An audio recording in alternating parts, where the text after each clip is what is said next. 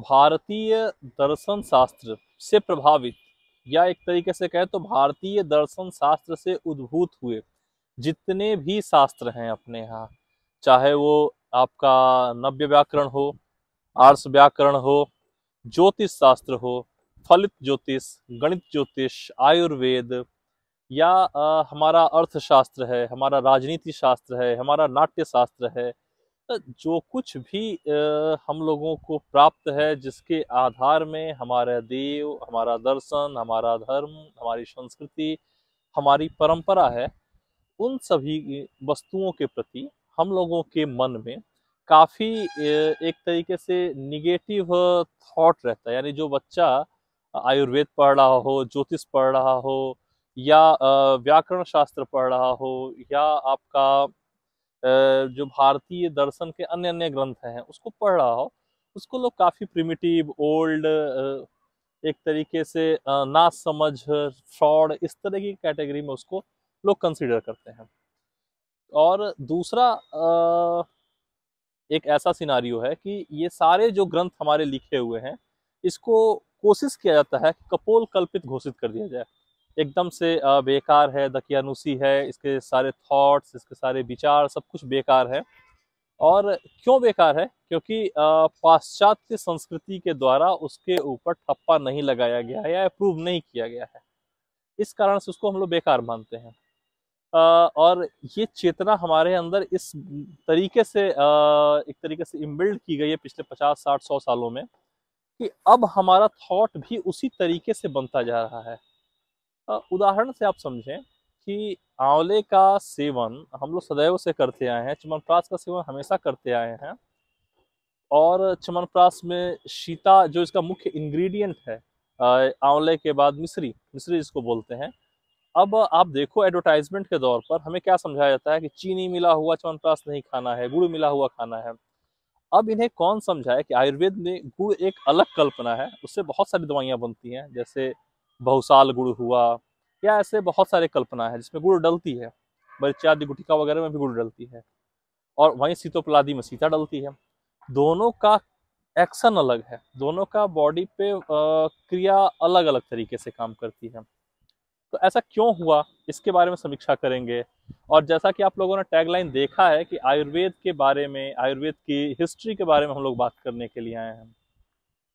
तो आयुर्वेद का यदि इतिहास समझा जाए तो आयुर्वेद शास्त्र सबसे पहले पूछेंगे कि आयुर्वेद शास्त्र आयुर्वेद को लेकर के क्या कहता है।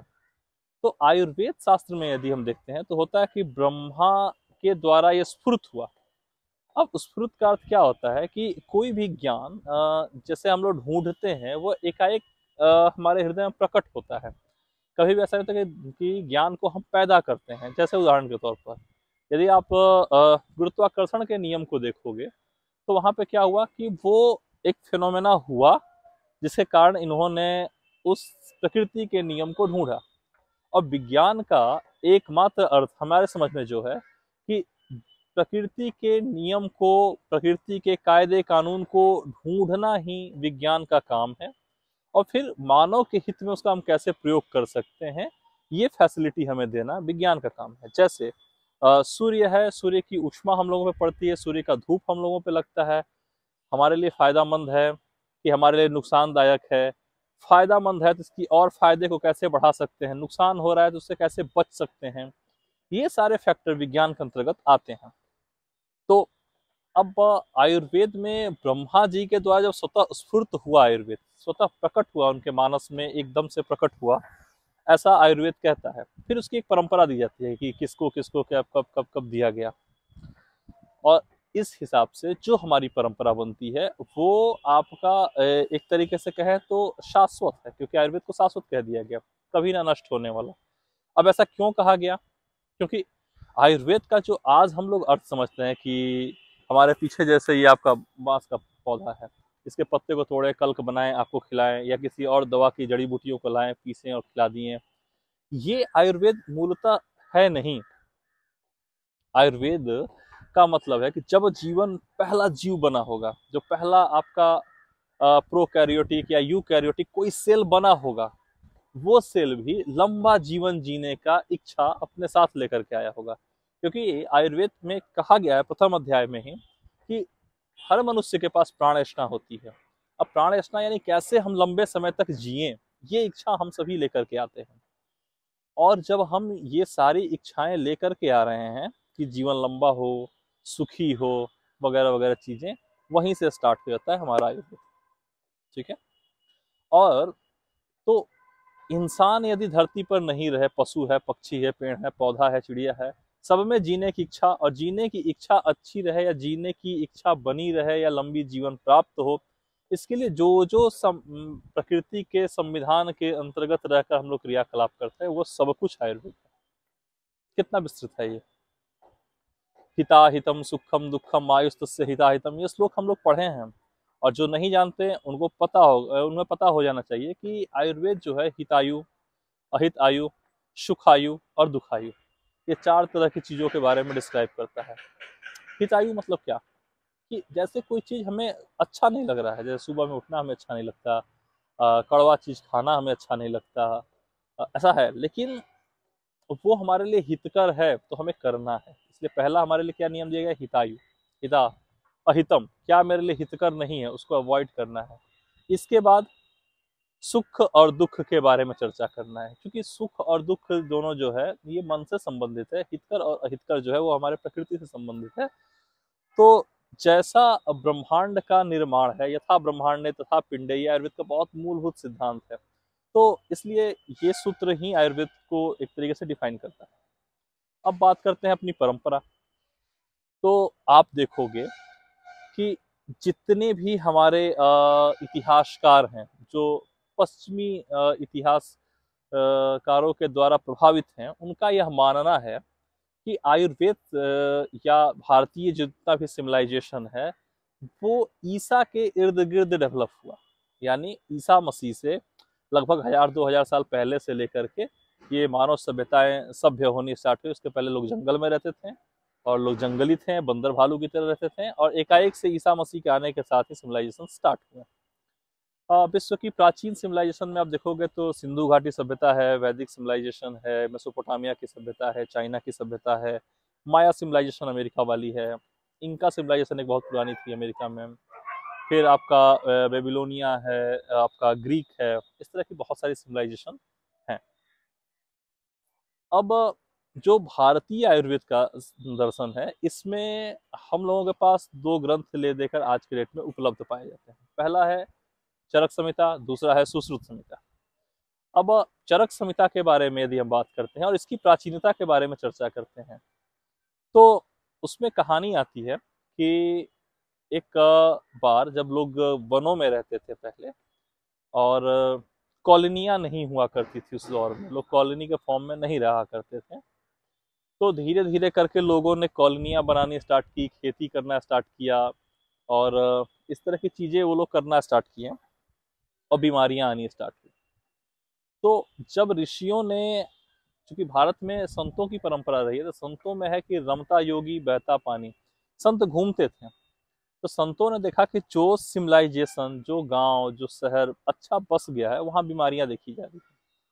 तो उनका हृदय आर्द्र हुआ, वो परेशान हुए, और उन लोगों ने एक मीटिंग किया। कहाँ पे किया, तो हिमालय के पास उन्होंने किया, हिमालय के तराई में, संभवतः उत्तराखंड के इलाकों में उन्होंने एक मीटिंग की कि लोग बीमार पड़ रहे हैं, तो इन लोगों के जो बीमार होने के कारण हैं, इसको कैसे दूर किया जाए। तो वहां पर भारद्वाज ऋषि का व्याख्यान आता है कि वो इंद्र से जाकर के ज्ञान लेकर के आते हैं, और जो भारद्वाज ऋषि हैं वो आने के बाद आत्रेय पुनर्वसु को बताते हैं, और आत्रेय पुनर्वसु ने अपने 6 शिष्यों में डिस्ट्रीब्यूट किया, और फिर आगे इसकी परंपरा बढ़ी। तो इसका मतलब है कि जो भारद्वाज ऋषि थे, इनका संबंध आयुर्वेद से रहा है, जो धरती पर अवतरण का एक प्रक्रिया है उसके तहत। तो भारद्वाज का काल क्या होगा, ऐसा विचार करते हैं।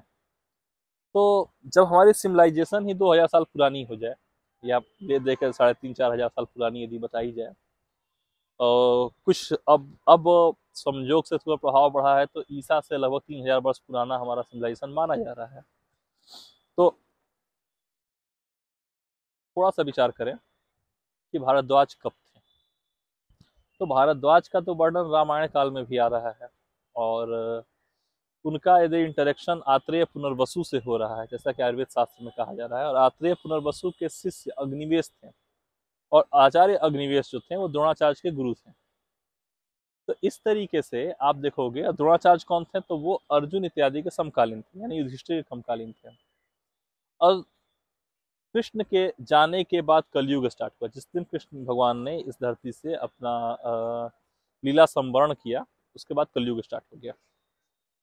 तो लगभग 5000 साल हो चुके हैं भगवान श्री कृष्ण को धरती से गए हुए। अब 5000 साल जो भगवान को गए हुए हो गया है, तो इससे 100, 200, 250, 300 साल पहले उसकी द्रोणाचार्य थे, और द्रोणाचार्य के समकालीन या उनसे उनके गुरु उनसे कुछ बड़े हुए होंगे। तो इस तरीके से ये परंपरा तो हमारे पास 5000 साल पुरानी लगभग आती है, जो आत्रेय की परंपरा है। लेकिन आचार्य सुश्रुत की यदि चर्चा करते हैं, तो सुश्रुत के बारे में कहा गया कि वो विश्वामित्र के पुत्र थे, और विश्वामित्र का आख्यान यदि आप लोग देखेंगे तो उनका संबंध रामायण से है। और भगवान श्री राम के पूर्व एक आचार्य हुए थे, जिनका नाम है, एक भगवान के ही अवतार हैं जिनको परशुराम भगवान बोला जाता है, उनसे संबंधित है। क्योंकि च्यवनप्राश की यदि आप लोग कहानी सुने होंगे, चमन ऋषि के बारे में यदि आप लोग जानते होंगे, तो आपको पता होगा कि जो ऋषि थे, उनके बारे में ऐसा आख्यान आता है कि उन्होंने जब इस तरह का उनके मतलब उस समय ऐसा कहानी आता है कि एक ऋषि है, और नाम था उनका चमन। और चमन ऋषि जो थे, उनके लिए च्यवनप्राश बनाया गया, ये आप लोग जानते हैं। अब चमन ऋषि के जो पुत्र हुए, उनका नाम जो था, आप सभी जानते होंगे, जमदग्नि करके था। और जमदग्नि के पुत्र परशुराम हैं, और इधर जो चमन ऋषि के साले हैं, उनका नाम था गांधी, और गांधी के पुत्र जो हुए वो विश्वामित्र हो गए। और चमन ऋषि का जो बारे में जो वर्णन किया गया, वो देवी भागवत इत्यादि में उनके बारे में विस्तृत वर्णन आता है। और वो जो जमदग्नि के पुत्र परशुराम हुए, जो सहस्त्रबाहु के समयकालीन थे, और इधर आप देखोगे तो हमारे विश्वामित्र हुए। अब विश्वामित्र की कहानी यदि आप लोग देखोगे, तो उसमें बहुत लंबा कालखंड उनके जीवन का रहा है, और भगवान श्री राम के विवाह में भी वो उपलब्ध रहे हैं, और उसके बाद भी उनके बारे में कई सारी चर्चाएं हैं।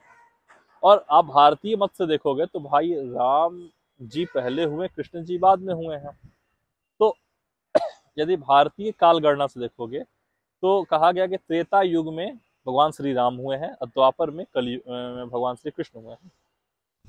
अब 8,64,000 वर्ष का जो टाइम स्पेन होता है, ये स्पेन होता है द्वापर युग का। और चूंकि 4,32,000 वर्ष कलयुग की आयु है, 8,64,000 हमारा जो है वो द्वापर का है। अब 4,32,000 गुणे 2 करोगे तो द्वापर का, 3 कर दिएगा त्रेता, और 4 कर दीजिएगा तो सतयुग।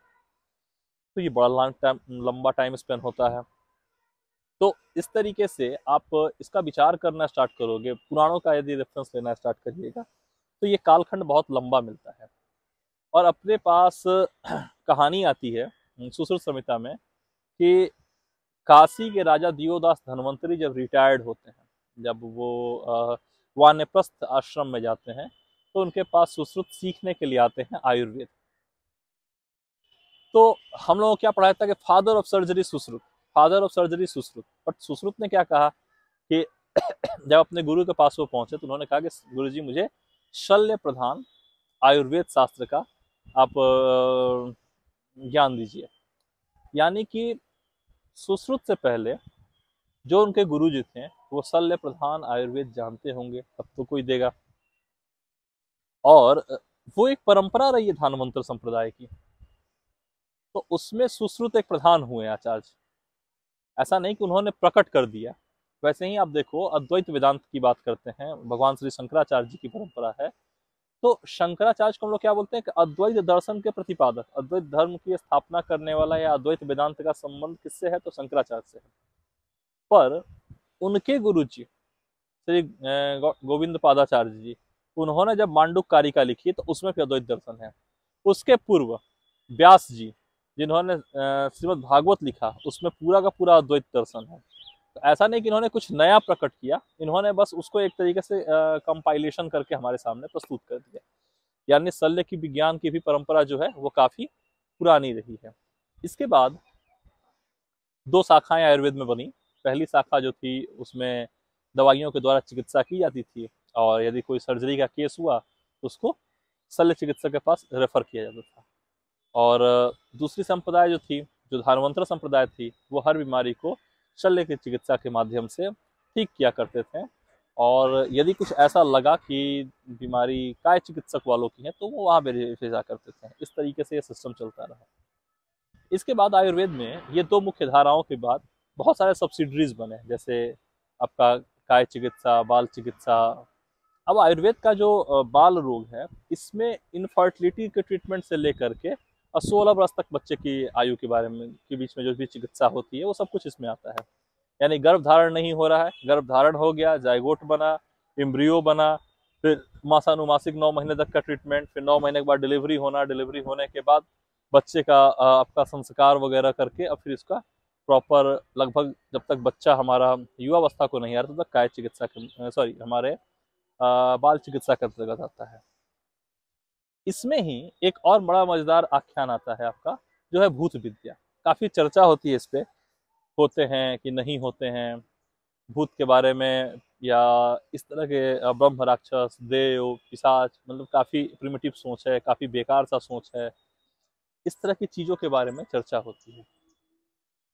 और आप देखोगे तो भारतीय दर्शन के साथ साथ जो पाश्चात्य दर्शन रहे हैं, जहाँ बहुत सारे लोग ऐसे हुए हैं जिन्होंने इन सब चीज़ों के बारे में भी चर्चा किया है। एक बहुत सिग्निफिकेंट नाम है विलियम मैकमिलियन ऊट का, और दूसरा एक नाम है आपके पास सिगमंड फ्रायड का। इन लोगों ने जब स्टडी करना स्टार्ट किया तो स्टडी के दरमियान इन्होंने देखा कि बहुत सारे फेक कहानियाँ, बहुत सारी भ्रामक मानसिक रोगों के बारे में चर्चाएं हैं। पर दुर्भाग्य की बात ऐसी है कि ये सारी चर्चाएं होने के बाद भी ये विज्ञान का जो पार्ट है वो लिटरली आज तक अछूता है। हम जन्म लेते हैं और हम मर जाते हैं, ये एक छोटा सा टाइम पीरियड हुआ। इसके बाद क्या, मृत्यु के बाद क्या होता है, और जन्म से पहले क्या हुआ था, और जो जीव मर गया है उसके बिहेवियर के बारे में, या उसके बारे में जो हमारे धर्म शास्त्रों में कहानियां दी गई हैं, जो चीज़ें दी गई हैं। कई बार आप फर्टिलिटी के केसेस को ट्रीट करोगे, इनफर्टिलिटी की चीज़ों को देखोगे तो आपको कई बार ऐसा महसूस होगा कि कुछ तो यूनिक है, कुछ तो थोड़ा ऐसा है जो हमारी समझ से बाहर जा रहा है। वो इस विषय का अंतर्गत आता है। इसकी चिकित्सा, इसका ट्रीटमेंट, इसका विचार काफ़ी गूढ़ हो जाता है। और गूढ़ होने के कारण, जैसे उदाहरण के तौर पर मैं समझाऊं कि मेरे पास एक प्लास्टिक सपोज ये कि ये रिंग है, और दूसरा ये कि ये सिल्वर रिंग है, ठीक है, ये दो रिंग है। अब मैं आपसे पूछूं कि क्या ये दोनों एक है? नेचुरली जब आप सामान्य विद्यार्थी हो, सामान्य भाषा के, इतिहास के या किसी सब्जेक्ट के हो, तो आप बोलोगे नहीं, ये चांदी है, ये सोना है, बिल्कुल अलग अलग है और ये सही है।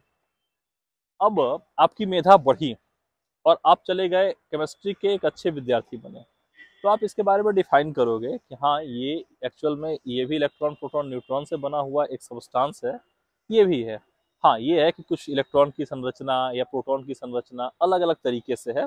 दैट्स वाई मूलतः इसके अंदर जो इंग्रेडिएंट है, जो ये है, वो सेम है, बट उनके स्ट्रक्चर, उनका कंस्ट्रक्शन अलग होने के कारण ये दोनों सब्सटेंस अलग अलग हैं। पर इसका जो मूलभूत संरचना है, जो इलेक्ट्रॉन प्रोटॉन न्यूट्रॉन वगैरह जो है, वो वही है। ठीक है, वेरी गुड।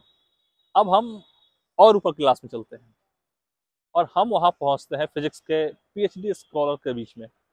तो वहाँ पे क्या है, ये एक मास है, और मास जो है वो एनर्जी का ही फॉर्म होता है।